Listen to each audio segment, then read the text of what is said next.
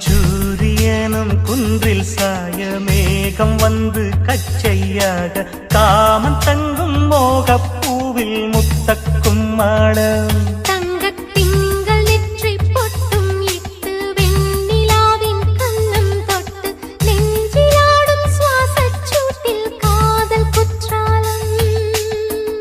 தேன் தெளிக்கும் தென்றலாய் நின்னருகில் வந்து நான் சேலை நதி ஓரமாய் நீந்தி விளையாடவா நாளும் மின்னல் கொஞ்சம்